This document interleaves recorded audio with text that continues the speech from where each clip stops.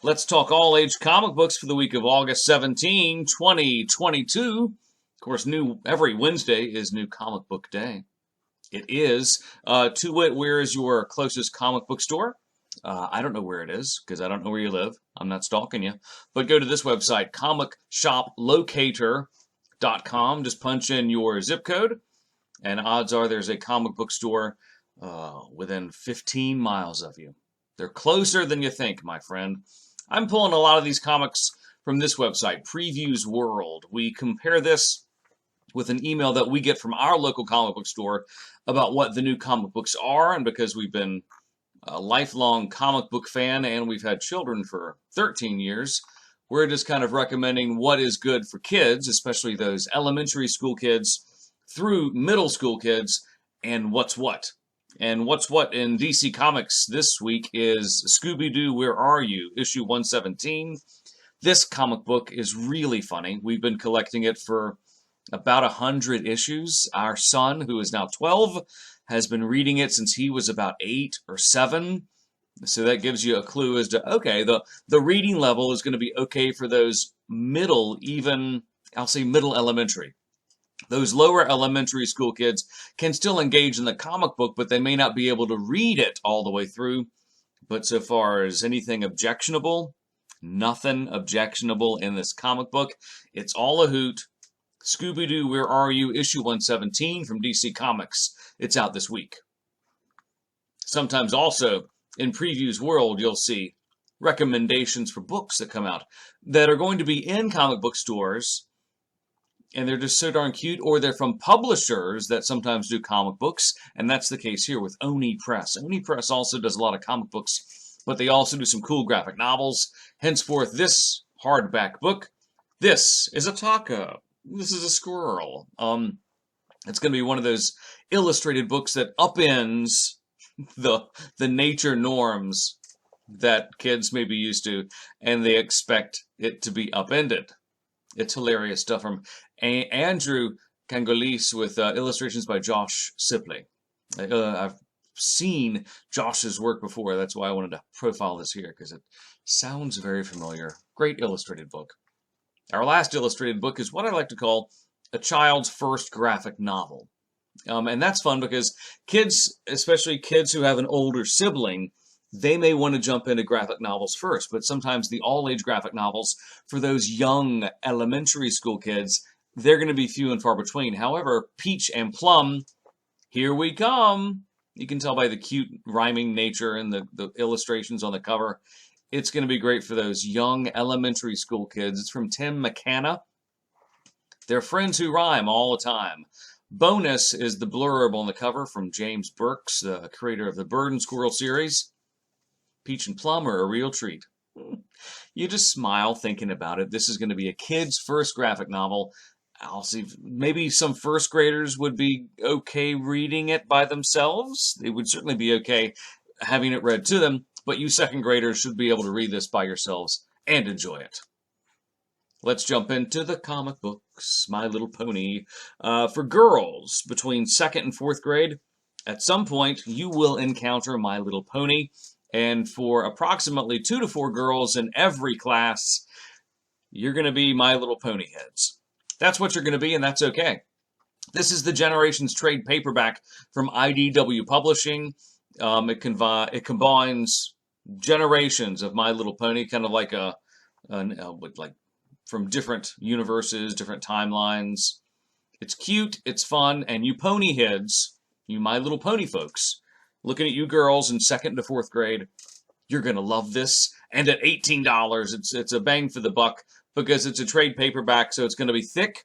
It's going to do the hard work of collecting for you, and you can figure out what exactly is happening in Ponyville. And it's from IDW Publishing. Also from IDW Publishing this week is this one. This is a go-to comic book for elementary school libraries. Go to any elementary school library. You're going to see some Sonic the Hedgehog in there. And for good reason, it's a great comic book for those elementary school ages. This is an annual. So what that means is, obviously take the definition, comes out once a year. It's I'll call a low impact way to check out Sonic the Hedgehog, because it's not going to have any storylines where you're going to jump in there and say, who is this blue creature? What are they doing? It's going to be more all fun all the time without trying to jump into a storyline to figure out what Sonic is up to. It's great for those fans who really love Sonic, or those curious folks who want to see if comic books are good for them. The only bonus, or the only downside to that latter category, is that it's $8. But for you Sonic folks, Sonic the Hedgehog, the annual, it's out this week, and it's from IDW Publishing also.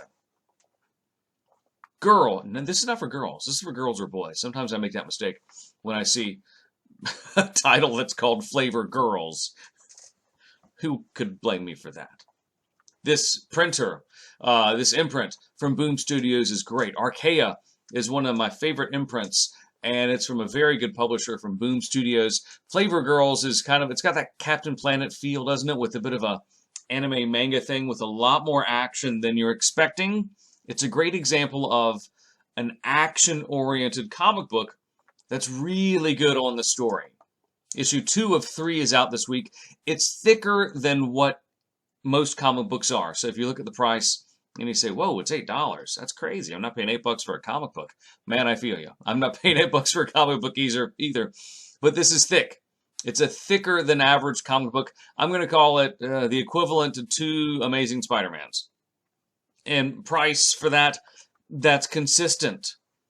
So yeah, it's a little more expensive than a 1-issue, but it's a thicker story and a lot more fun than what you're expecting. Flavor Girls 2 of 3.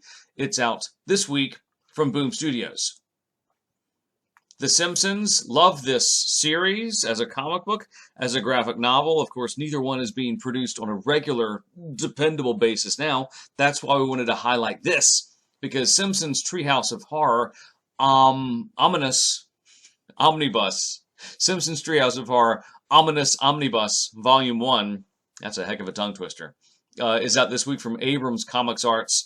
We love this series as a graphic novel and as a comic book. We have about 15 to 20 of the collected series in here. We've got about 150 issues of the comic book when it came out, and it is great for all ages. I say that hesitantly because some people may think The Simpsons is not really all age. We went to the comic book store with a friend of a friend one time, and they were 10 at the time, and their parents would not let them watch or read The Simpsons because they viewed them as inappropriate and too rude, and just the stereotype, the bad trope stereotype that they had in the 90s when Bart Simpson would say, "Eat my shorts." This is not like that. It's a little bit curt and rude, but that's life. Is life not curt and rude? And this is hilarious. Treehouse of Horror. The one episode send up they've turned into back in the day it would be a comic book that came out every year. Now they have collected editions that have collected all of the comic books. And this is a mix-up of it. Treehouse of Horror. It has the typical Simpsons humor with things that are just a little disgusting and weird and funny and scientific and just really great and hilarious. That's why I mentioned this in hopes that they make more of these. The Ominous Omnibus Volume 1.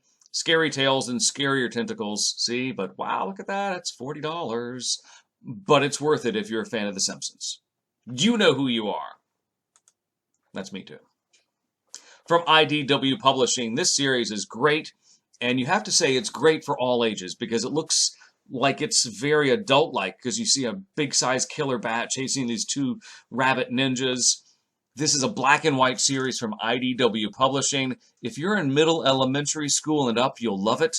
It can be a little bloody here and there, maybe 2 instances per comic book, because maybe Usagi will have to slay a creature or another ninja or something with his sword, and there'll be some blood. You'll see a character fall down. That's the worst of it. What you're enjoying from the comic book, though, is its art and its story. It's in black and white, and relative to other comic books, there's not as much detail. But that's part of the joy in it for those young audiences from Stan Sakai, who's been doing this comic book for a long time. There's so much story and power in the brevity and in the black and white spaces that makes it one of those series that just says, wow, gotta read it. You'll love it. Plus, it's so darn different. I think kids in upper elementary school who like action and who aren't scared to try something different will dig it. There you go. I'm off my soapbox now. Another series that we've enjoyed for a long time. This is actually a character that we've enjoyed since we were a youth. Ultraman, The Mystery of Ultraseven. It's a new miniseries from Marvel Comics, starring this very large behemoth, Ultraman. Why do we want to highlight this? Because it's funny and weird. It's not funny. It's just weird and different. And kids, when you get to be middle school, man, maybe you want to read something, but you don't want to read the same tropes about superheroes in tights. That's cool if you do, but maybe you want to read something different. That's why this miniseries, Ultraman Mystery of the Ultraseven, it could be your jam from Marvel Comics because it's got the action that you're used to, that you want. But it's also got some great story with the mythos of a classic character, Ultraman. Yeah, maybe you don't know Ultraman, and you're like, what is it? But it's so cultural and fun and awesome that we have to recommend it from Marvel Comics. We're going to pick it up this week. Another series that we've been following is this one. It's the Banner of War. It's a great little storyline that features Thor and Hulk. It comes to a conclusion this week with Hulk 8. And I'll say the Hulk series before this storyline, we were kind of digging. It wasn't great, but it was okay. Toss in some Thor action, and we're like, okay, let's see what happens. And this is really worth picking up if you've been following the story, or if you want something different, or if you really just saw Thor Love and Thunder and want to see more of that. Totally your jam, but it's a great comic book. This time we're going to end out the series with this. We'll see. Coming up also, and this is a great series for boys or girls. Immensely popular, Fortnite X Marvel Zero War, 3 of 5. When you buy this comic book, it comes with a bonus digital comic as well as a Fortnite skin. Our kids love Fortnite. They don't play it too much. And this is actually a pretty good comic book. It's so weird and it's got so much action. It's got some dinosaurs. It's got some Fortnite craziness. Kids will love it. Adults who don't play video games will be mildly confused by it. That's kind of like me. I read it and I'm like, oh, I love the dinosaurs. I have no idea how to play Fortnite. I've seen you guys play it. But it's great for you. Zero War. Call ahead to your comic book store because they could have low supplies on this one. We are following this tentpole this summer and we enjoy it. Avengers, X-Men, Eternals, Death to Mutants. It's a series of the tentpole series that Marvel Comics is doing this summer when all of the tentpoles in Marvel Universe collide and fight each other. You got the Eternals and X-Men and Avengers, and they're all fighting. We're down with it because we wanted something new and different, and we're pleasantly surprised by the storyline. You might be too. It's from Marvel Comics. Do you have a child who has tried to read Tristan Strong as a book, and maybe they didn't like it or they couldn't get far in it? Try this avenue. Tristan Strong is a series. It's a book. It's a middle grade series of books. Immensely popular. This is the graphic novel rendition from Rick Riordan Presents. This has also worked with the Scholastic series I Survived. Our 10-year-old has tried to read the I Survived series from Scholastic, but has come up short. He has latched on to the graphic novels, which he has enjoyed. So it's just another way to get the message across to say, you know what, kids? That's cool. Tristan Strong is a great character. We think you'll dig him. But check out this graphic novel if you didn't like the book, or if you couldn't find the book, or if you want to read a different version of it or see it with pictures. I think you'll love it. Tristan Strong Punches a Hole in the Sky, the graphic novel, adapted by Robert Venditti. I recall that dude from, I think, doing some Green Lantern comic books. If you know anything about DC Comics, I know he's been all over stories within DC. So it bodes well, and Tristan Strong is a staple within middle school reading that I think you'll dig. Beastlands from Dark Horse Comics.